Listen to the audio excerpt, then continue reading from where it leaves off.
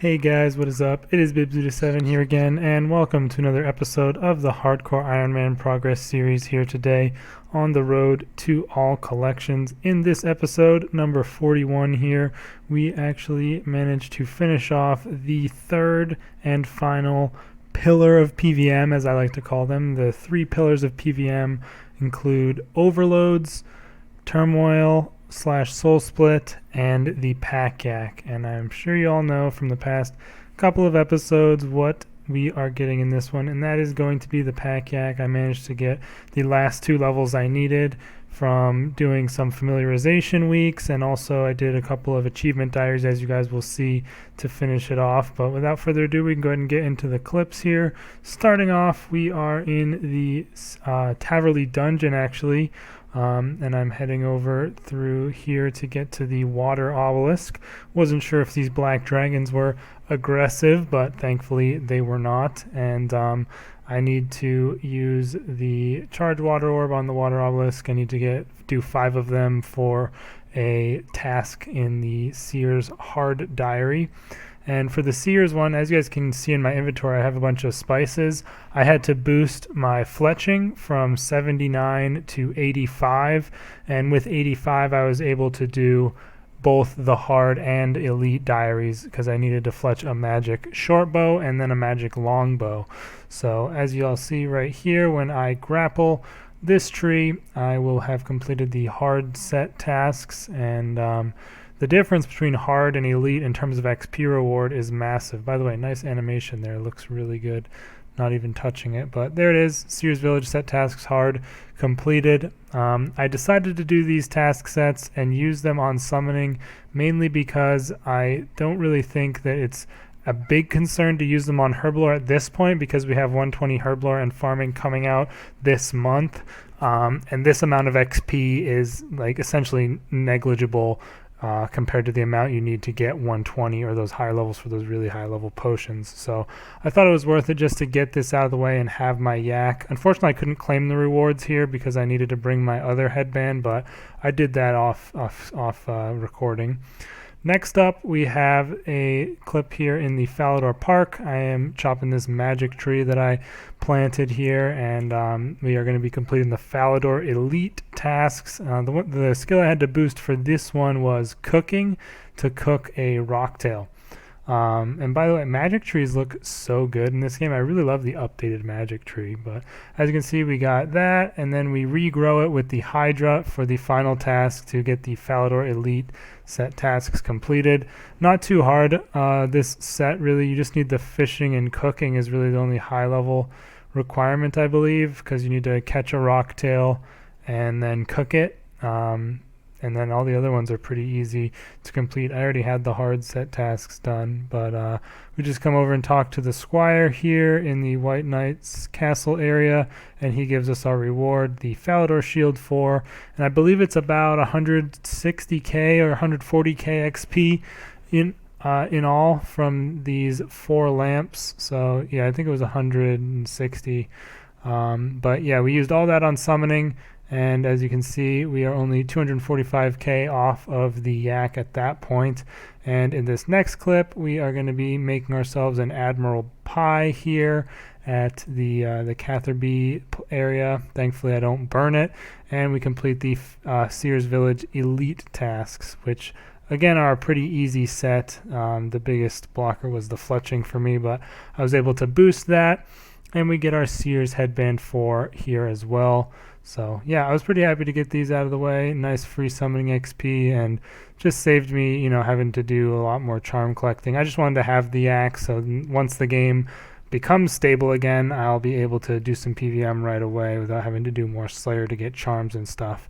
And this leaves us 100k off of the level up, so we are still not quite there, but as you guys will see as this next clip starts up, here we are in Prif doing some summoning training. I just went ahead and used up almost all of my gold charms to get this last 100k XP, and this was nice to do because now I have like 3 or 4k Spirit Terrorbird pouches to disassemble for powerful components, because you need those for, of course, augmenters, and then the Divinomatic Vacuum as well. requires a lot of those, 120 I believe, so they're pretty annoying to get normally, but since I have all of these pouches, I should have more than enough for quite a while, even when I make the Divine-O-Matic. So yeah, I wasn't too worried about doing these gold charms on Omelette Hour because it was obviously not that big of amount of XP. You really get it's like under 2k XP per run compared to like 10k XP per run for Crimsons, or it's like 25k per run for Blues or something crazy like that. So yeah, it's pretty nuts, but I'm really, really happy to be getting this out of the way. The final pillar of PVM, the Pack Yak, and I will obviously be wanting 99 summoning eventually, but those charms are probably going to come a lot from bossing, as well as, when I get back to doing Slayer and going for higher levels of that. But I'm not too worried about it right now. The Pack Mammoth, of course, will be nice to have. I do already have like 100 or so tusks in the bank, so not too worried about getting those once I have the level. But here we are coming up on the final run of the obelisk for the yak, and as I hit the space bar, we hit the 96 summoning. So yeah, really happy to hit this. This was the one pillar that I did not achieve on my old hardcore. I only got to like 92 or 93 summoning, but so yeah, it's nice to hit that on here. Unfortunately, I only have one Crimson Charm, so I can only make one, but I'm sure I'll get more in the future. Anyways, we're probably going to have some live comm clips for the rest of the video. Alright, you guys, for this next clip here, we are going to be getting a skilling level up. I've been doing quite a bit of teak wood cutting this week, just on mobile quite a bit, and then pretty much when I was at my desk as well. I just have not really been wanting to do any of the PVM stuff because I've still been crashing this week. Yeah, it's just nothing has been fixed yet, so still not trying to get into high level PVM, but we just hit level 90 woodcutting there, which is pretty sweet. I think I've gotten 5 woodcutting levels this week, so pretty happy with that.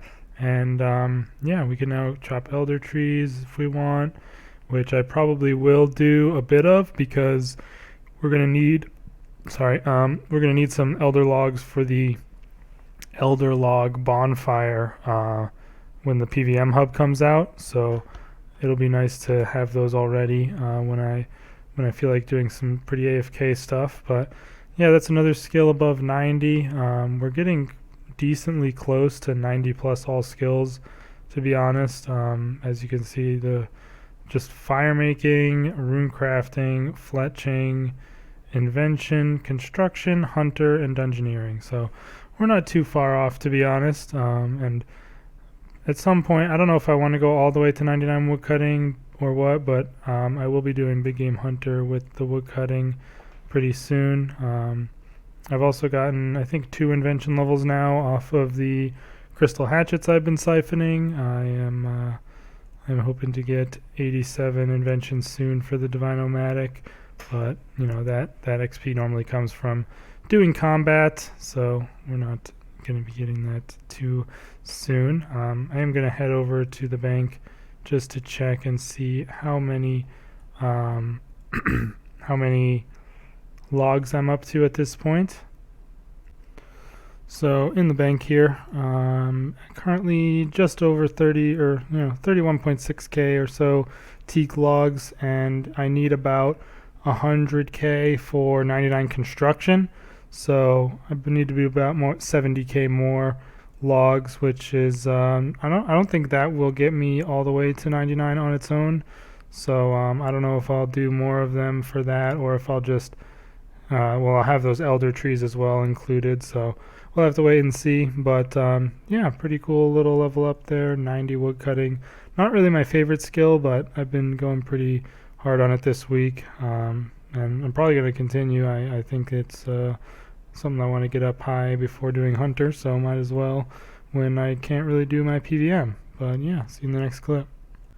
Alright, you guys, so that is going to be the end of this episode of the Hardcore Iron Man Progress series. I got a couple more level ups since the last clip, or maybe just this one. I just got 71 rune crafting. I've been doing Abyss rune crafting every now and then in order to get my rune crafting up pretty much. I'm not going to be doing RuneSpan as long as I have Pure Essence available, and I currently have 22k of it. I also went and bought the Master Runecrafter set from RuneSpan, but the main reason that I am not doing RuneSpan is because of these right here, Magical Thread. You can only get those from doing Abyss Runecrafting, and I don't know if you need the Demonic Skull or not, but you'd bring it anyway, so it doesn't really matter.